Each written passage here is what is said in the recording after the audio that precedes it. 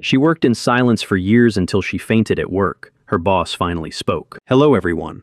Before we begin today's story, I have a small favor to ask. Please hit subscribe and turn on the notification bell so you never miss our channel's new videos. It is quick, free, and the best way to support us in bringing you more dramatic stories. Your support means the world to us. Where are you watching from? Drop your city or country in the comments below. Thank you very much. Now, let us return to the main character. She arrives at the office before the sun rises and leaves long after the city lights come on. For years, she has worked this way, quietly, carefully, without complaint. Her name is Emily Carter. Most people in the building recognize her face, but not her voice. She is the one who fixes reports before deadlines, double-checks numbers no one else notices, and stays behind when everyone else rushes home to dinner. Her desk sits near the back corner of the open floor, far from the glass offices and far from attention. Emily does not complain. She does not ask for praise.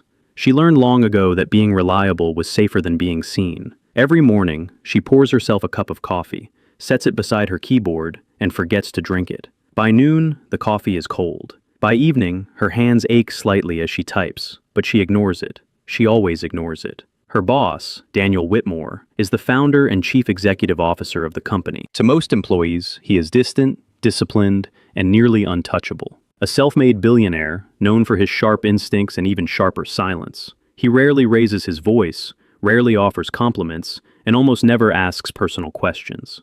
Emily has worked under his leadership for 7 years. In 7 years, he has never once said her name out loud. Late one night, long after the elevators have stopped running regularly, Emily remains at her desk.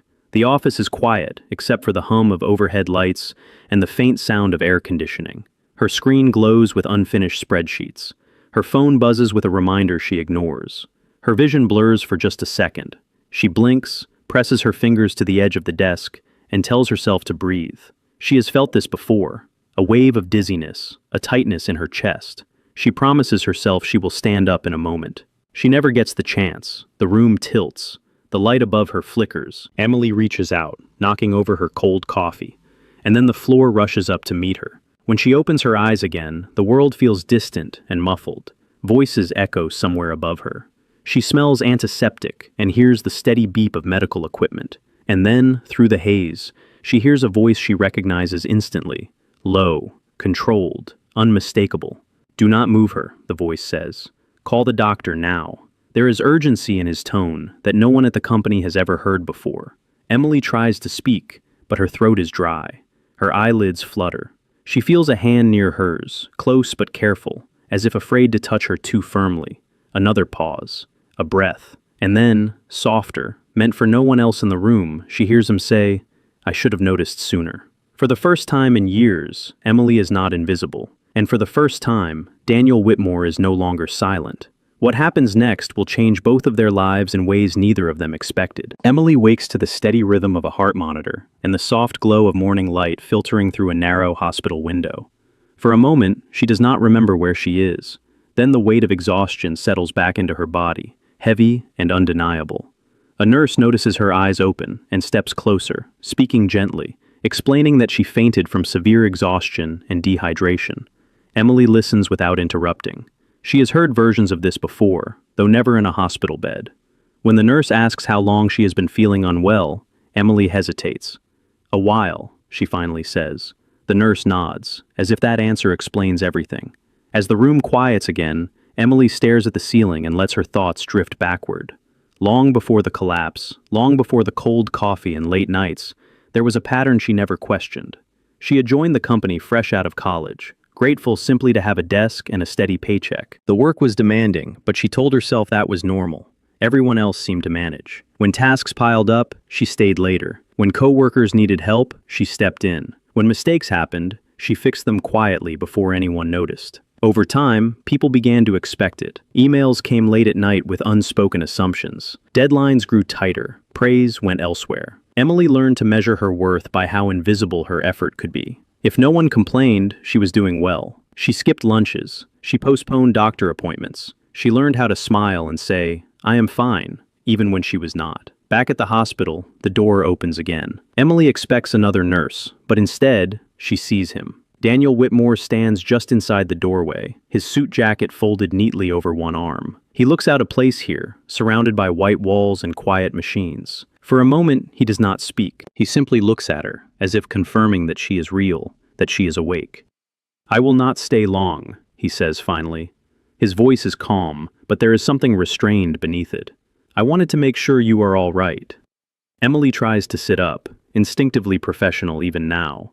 He gestures gently for her to stay still. The silence stretches. It is not uncomfortable, just unfamiliar.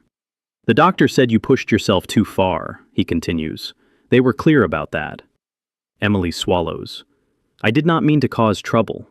The words slip out automatically, practiced and reflexive. Daniel's expression tightens, just slightly. "This is not trouble," he says. "This is something I should have addressed sooner." Emily looks at him then, really looks at him. In all the years she has worked under his leadership, she has never heard him speak this way. Not to her, not to anyone. "I see now how much you carry," he says, "and how little you have been asked if you can." Emily does not know how to respond. Her chest feels tight, but not from illness, from something else, from being acknowledged in a way she did not realize she needed. Daniel sets his jacket down on the chair beside her bed. "You are going to take time off," he says, not as an order, but as a certainty. "The company will adjust. I will handle that." She opens her mouth to protest, then closes it again. For once, she does not have the strength to argue. As he turns to leave, Daniel pauses at the door. "Rest," he says. "That is not a request." When he is gone, Emily exhales slowly. For the first time in years, there is nothing she needs to fix. No task waiting for her attention. Just the quiet, and the unfamiliar feeling of being seen. And somewhere beneath the exhaustion, something begins to ease. Emily spends the next few days at home, though rest does not come easily at first. Her apartment feels unfamiliar in the daylight, as if it belongs to someone else. For years, she only saw it in fragments, early mornings and late nights, always rushing in or out. Now, time stretches in quiet, unstructured hours. The doctor's instructions echo in her mind. Proper meals, water, sleep, no work emails, no exceptions. At first, her hand reaches instinctively for her phone every few minutes. She checks the screen, half expecting messages marked urgent, deadlines flashing in red. There are none. Her inbox is silent. On the second day, a package arrives at her door. Inside is a simple folder from the company's medical provider, confirming her approved medical leave, fully covered. There is also a short note, written in clean, precise handwriting. "Focus on your health. The rest is handled." There is no signature. She does not need one. Emily sits on the edge of her couch, the note resting in her hands longer than necessary. Something shifts inside her, subtle but undeniable. For the first time, she is not being asked to prove her worth through exhaustion. As the days pass, her body slowly responds. The headaches ease. Her hands stop trembling when she wakes up. She begins to notice small things again, like the sound of traffic outside her window, the warmth of sunlight on her kitchen floor, the taste of food when she eats slowly. With distance from the office, memories resurface more clearly. She remembers the early years, when she believed effort alone would be enough. She remembers watching colleagues come and go, some promoted, some burned out, some praised loudly for work she quietly supported from behind the scenes. She never resented them. She simply assumed this was the cost of stability. What she never admitted, even to herself, was how tired she had become. Not just physically, but emotionally. Tired of being dependable without being valued. Tired of disappearing into her own competence. Midway through the week, her phone rings. This time she answers. It is Daniel Whitmore. "I wanted to check in," he says. "Not about work." She is quiet for a moment, then tells him she is feeling better, stronger, honest, but cautious. "That is good," he replies. "I have been reviewing several internal processes. Your situation made certain gaps very clear." She hears the pause in his voice, as if he is choosing his words carefully. "You should not have been carrying that workload alone," he continues. "That was not leadership, that was neglect." The word lands heavily, but it does not hurt the way she expects. It feels accurate. "I am making changes," he says. "Not just for you, for the structure that allowed this to happen." Emily listens, her fingers curled lightly around the phone. She realizes he is not offering reassurance. He is offering accountability. When the call ends, she sits in silence, absorbing the unfamiliar sensation of relief without guilt. A few days later, she returns to the office, not to work, but to meet Daniel briefly, as requested by her doctor. The building feels different when she enters during daylight, brighter, less oppressive. Daniel meets her in a small conference room, not his glass office. He gestures for her to sit. "I want to be clear," he says. "Your role will change, not because you failed, but because you were doing too much of what others should have been responsible for." He outlines adjustments. A redefined position, clear boundaries, a team assigned to share the load, mandatory breaks, scheduled check-ins. Emily listens, stunned by the practicality of it all. "This is not a reward, it is correction." "I need you here," Daniel says, his voice steady, "but not at the cost of your health, not at the cost of who you are." For the first time, Emily does not feel the urge to apologize. She simply nods. As she leaves the building that day, she steps outside into the afternoon sun and pauses. The city moves around her as it always has, but something inside her feels lighter. The silence she worked in for years is finally breaking, replaced not by noise, but by balance. Emily returns to work gradually, as instructed, 3 days a week at first. Shorter hours, no late nights. The adjustment feels strange, almost uncomfortable, like wearing a new pair of shoes that have not yet softened. On her first morning back, she arrives just after 8. The office is already alive with movement, conversations overlapping, keyboards clicking. For years, she was always one of the first there. Today, she notices she is not. At her desk, everything is the same, yet nothing feels the same. Her inbox is organized, tasks are clearly assigned. A shared calendar now exists where there used to be vague expectations and last-minute requests. Her name appears on documents she once edited silently in the background. People greet her, not in dramatic ways, just simple acknowledgments. "Good morning. Welcome back." It is subtle, but Emily feels it immediately. She is no longer blending into the walls. Daniel Whitmore keeps his distance at first. He does not hover. He does not check in publicly. He allows the changes he set in motion to speak for themselves. But Emily notices small things. Her workload is monitored. When a meeting runs long, someone else is asked to stay behind instead of her. When she finishes her tasks for the day, no one questions why she is leaving on time. One afternoon, Daniel stops by her desk, not to assign work, not to correct anything. "Are you adjusting all right?" he asks. She pauses, considering the question honestly. "I am learning how to," she replies. He nods, as if that answer matters. Outside of work, Emily begins to feel the effects of rest more deeply. She sleeps through the night. Her appetite returns. The constant tension in her shoulders eases. For the first time in years, her body is no longer operating in survival mode. But healing brings clarity as well. One evening, sitting alone in her apartment, Emily realizes how close she came to losing herself entirely, not to illness alone, but to the belief that her value depended on how much she could endure without complaint. The thought unsettles her. At the office, Daniel is undergoing his own reckoning. Late at night, alone in his glass office, he reviews performance reports, employee turnover statistics, and internal feedback he once skimmed over too quickly. Emily's collapse did not reveal a single oversight. It exposed a pattern. He sees now how easily competence becomes invisible, how silence is mistaken for strength, how leadership can fail not through cruelty, but through distance. The next company-wide meeting is different. Daniel speaks plainly about sustainability, about responsibility, about the cost of ignoring exhaustion. He does not mention names, but the message is clear. The culture is changing, and it starts with accountability at the top. Emily listens from her seat, her hands folded calmly in her lap. She feels no spotlight on her, no discomfort, just a quiet sense of alignment. After the meeting, Daniel asks her to walk with him for a moment. They stop near the windows overlooking the city. "I wanted you to know," he says, "that this is not temporary. What happened to you was a failure on my part. I do not intend to repeat it." Emily studies the city below, the steady flow of people and cars. "I stayed silent because I thought that was expected," she says softly. "I should have made it clear that it was not," he replies. There is no apology in his tone, just resolve. As weeks pass, the dynamic between them settles into something steady and respectful. Not romantic, not distant, something built on recognition and trust. Emily is still quiet by nature, but her silence is no longer erasing her.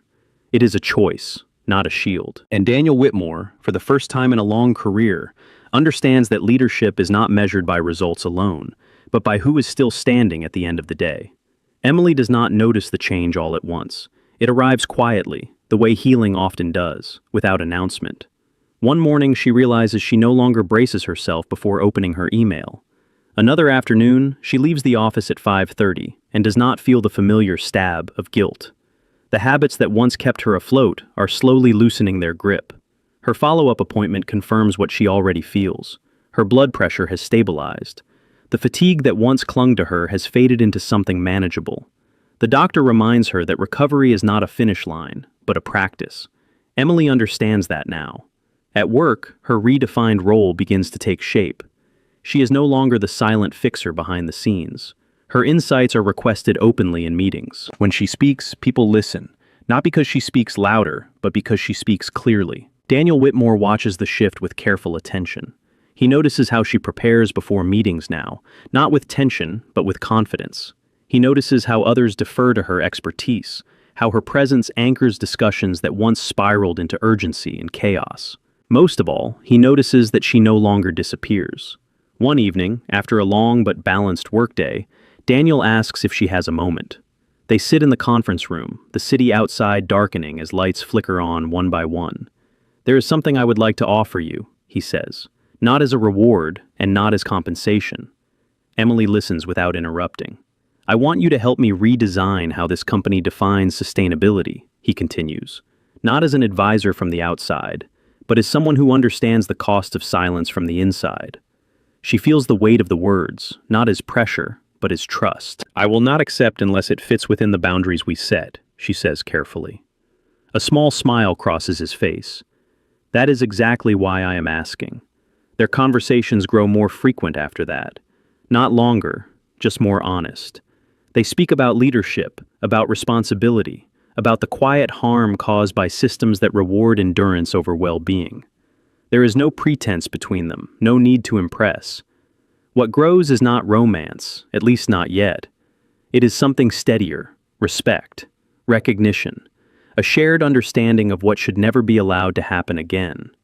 One evening, as they leave the building together, Daniel pauses by the door. "I have spent years believing silence meant strength," he says. "You taught me otherwise." Emily considers this. "I did not teach it," she replies. "I lived it." He nods, accepting the correction. Weeks later, during a company event focused on employee wellness, Daniel speaks again. This time, he names the issue directly: burnout, overwork, invisible labor. He speaks without defensiveness, without distancing himself from responsibility. Emily watches from the audience, her posture relaxed, her breathing steady. She is no longer a cautionary tale. She is part of the solution. After the event, Daniel approaches her quietly. "I need you," he says, simply and clearly. "Not because you endure, but because you see what others miss." The words land differently now, not as a burden, not as a plea, but as a choice. Emily meets his gaze and answers without hesitation. "Then we do it right." As she walks home that evening, the city air feels lighter. She thinks of the years she spent working in silence, believing that was the price of belonging. Now she knows better. Healing did not arrive as a dramatic moment. It arrived as permission. Permission to rest, to speak, to be seen. And that has made all the difference. The shift between Emily and Daniel does not happen through grand gestures. It happens through consistency. Weeks pass, then months. The company settles into a new rhythm, one that no longer runs on urgency alone. Meetings start on time and end when they should. Expectations are spoken clearly instead of implied. Emily's role evolves steadily, grounded in structure rather than sacrifice. She now leads a small internal team focused on workflow balance and employee sustainability. It is not a glamorous department.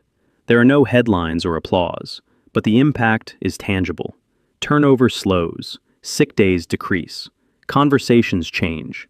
Emily notices it first in the small things. People leave on time without apology. Managers ask questions instead of issuing demands. Silence in meetings no longer signals compliance, but reflection. For the first time in her career, Emily feels aligned with her work rather than consumed by it. Daniel Whitmore remains measured, but he is no longer distant. He attends the weekly check-ins. He listens more than he speaks. When concerns are raised, he responds with action instead of reassurance. One afternoon, after reviewing a report together, he leans back slightly in his chair.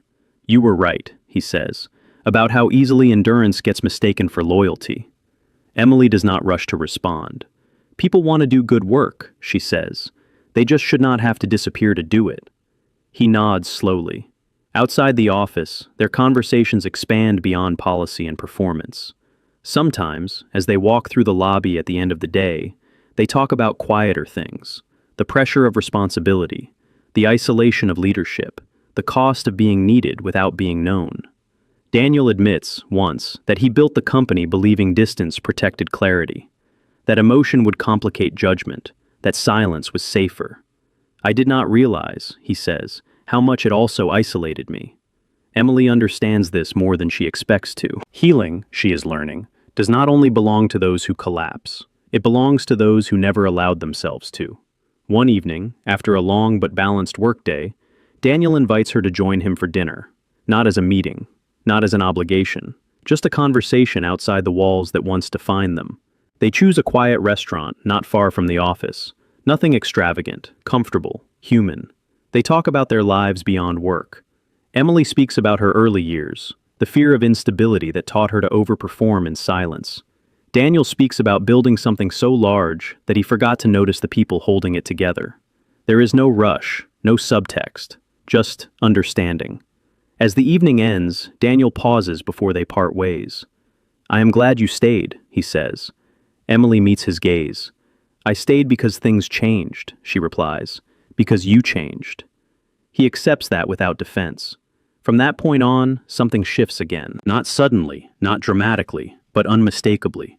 Their connection deepens, built not on rescue or dependence, but on shared values, mutual respect, a commitment to doing better, not just feeling better. Emily no longer feels the need to shrink herself to fit. Daniel no longer mistakes control for leadership. What grows between them is not born from crisis, but from recovery, from the understanding that healing is not about being saved. It is about being met where you are and choosing, together, to move forward differently. The moment of calm does not last forever. Change never goes unnoticed for long, especially in a company built on old expectations. As Emily's department gains influence, questions begin to surface. Quiet ones at first, then sharper.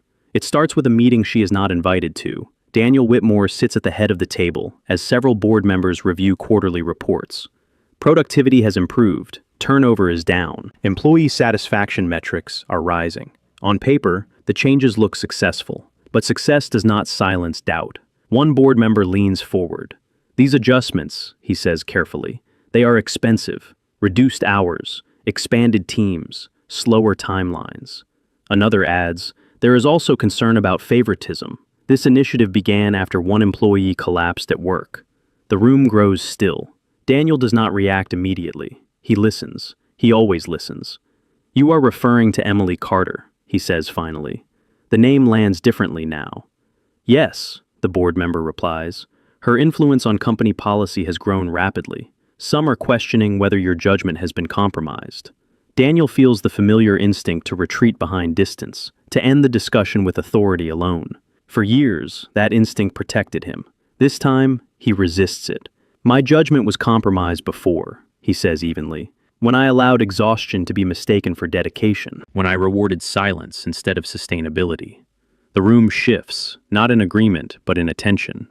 These changes were not made because of one collapse, Daniel continues.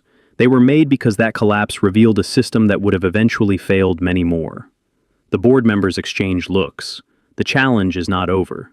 Later that day, Daniel calls Emily into his office. Not the conference room, his office. He closes the door behind her. There are concerns, he says, about boundaries, about your role. Emily absorbs this quietly. She expected it, even if she hoped it would not come so soon. If this is a problem, she says carefully, I will step back. The words are measured, professional, but Daniel hears something else beneath them. An old reflex, the instinct to disappear to protect the structure.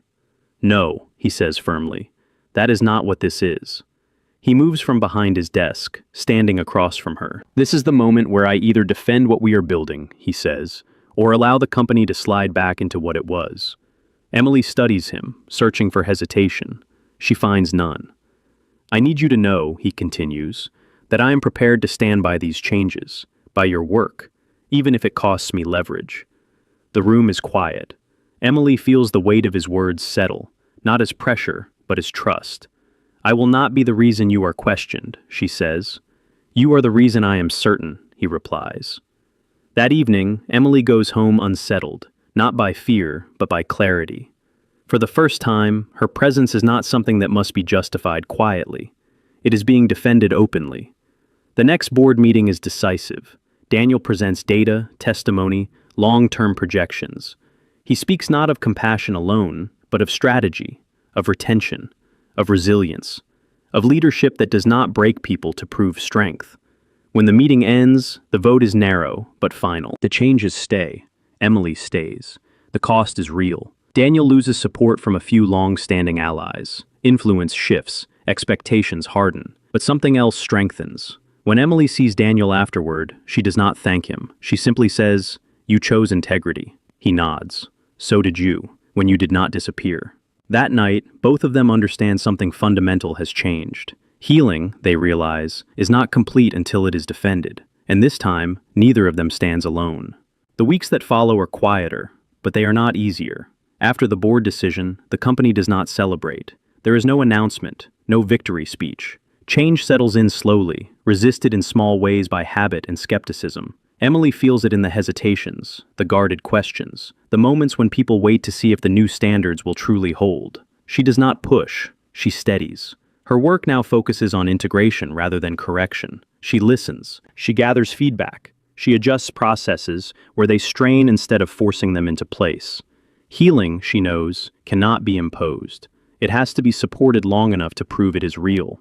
Daniel stands behind her decisions, even when they are inconvenient. When a senior manager complains about reduced flexibility to demand overtime, Daniel responds plainly. When a department requests an exception to old practices, he asks why the exception is necessary. He does not shield Emily from scrutiny, but he does not leave her exposed to it either. Trust, Emily realizes, feels different when it is practiced publicly. One afternoon, months after her collapse, she finds herself standing in the same hallway where everything changed. The lights are bright, the floor polished. The office feels alive, but not frantic. She pauses there longer than she expects. She remembers how she felt that night. The dizziness, the fear she ignored, the certainty that stopping meant failing. She breathes in, steady now, and continues walking. Later that day, Daniel asks her to meet him on the rooftop terrace. It is a space rarely used, overlooking the city skyline. The air is cool, the noise distant. I wanted to thank you, he says, not formally, not as a superior, but as a man who understands the weight of the words. For what? She asks. For staying, he answers, and for holding your ground when it would have been easier not to. Emily considers this. You made it possible to stay, she says, without disappearing. He nods. That was not easy for me. I know, she replies. They stand in silence, comfortable now, no longer defined by hierarchy alone. The city stretches below them, complex and alive. I used to believe leadership meant never letting people see uncertainty, Daniel says. Now I think it means naming it before it causes harm. Emily smiles slightly. I used to believe value meant endurance, she says. Now I know it means honesty. Neither of them speaks for a while. What has grown between them is not sudden or dramatic. It is deliberate, built on choice, on the decision to meet each other as equals, shaped by different experiences but aligned in purpose. As the sun dips lower, Daniel turns to her. There is something else, he says, something personal. Emily waits, open but grounded. I care about you, he says, not because of what you give to this company, but because of who you are when you are no longer silent. The words are simple. They do not ask for anything. They do not promise what cannot be guaranteed. Emily feels them settle, not as pressure, but as recognition. I care about you too, she says honestly, because you learn to listen. They do not rush forward. They do not define the moment more than it needs to be. Healing, they both know, is not complete when it is hurried. As they leave the terrace together, the city lights beginning to glow, Emily feels something she once thought was unreachable. Not rescue, not relief, but balance. And for the first time, she trusts it will last. The changes hold, not perfectly, not without effort, but they hold long enough to become real. Months pass, and the company no longer speaks about transformation as a phase. It becomes a standard. New hires are trained under different expectations. Managers are evaluated not only on output, but on sustainability. Silence is no longer rewarded. Balance is no longer questioned. Emily settles into her role with quiet confidence. She no longer arrives before sunrise or leaves long after dark. Her days are full, but not consuming. When she speaks, she does so without rehearsing apologies in her head. When she rests, she does not justify it. Her health continues to improve. The fatigue that once defined her life fades into memory. Not forgotten, but understood. A reminder of what happens when care is delayed too long. Daniel Whitmore changes as well, though fewer people notice at first. He listens more. He asks questions he once assumed he already knew the answers to. He walks the floors of the building without an agenda, without urgency, simply present. Leadership, he learns, is not weakened by visibility. It is strengthened by it. Their relationship grows naturally, without pressure or spectacle. They share dinners after work, sometimes talking about the company, sometimes not. They learn each other's rhythms, each other's limits. There is no rush to define what they are becoming. Both of them understand what happens when things move faster than the body or the heart can sustain. One evening, as they walk through the city together, Daniel stops beneath a streetlight. The noise of traffic hums around them, steady and familiar. "I used to believe needing someone meant losing control," he says. "Now I understand it means trusting the right things." Emily looks at him, her expression calm, grounded. "And I used to believe being needed was the same as being valued," she replies. "Now I know the difference." They stand there for a moment, not as a billionaire and an employee, not as a leader and a subordinate, but as two people who have learned, the hard way, what it costs to ignore humanity. Their hands find each other naturally. No announcement, no promise beyond the present. Back at the office, Emily passes the corner where she once collapsed. The memory no longer tightens her chest. It reminds her how far she has come. She no longer works in silence. She works with clarity. The story of her collapse becomes something else over time. Not a warning whispered quietly, a lesson spoken openly. And for Daniel, the moment he finally spoke is not remembered as a weakness, but as the beginning of true leadership. Because healing, they both know now, is not a single event. It is a series of choices: to listen, to speak, to rest, to stay, and to never again confuse silence with strength. That is how the story ends, not with a dramatic declaration, but with a life that no longer needs to fall apart in order to be seen.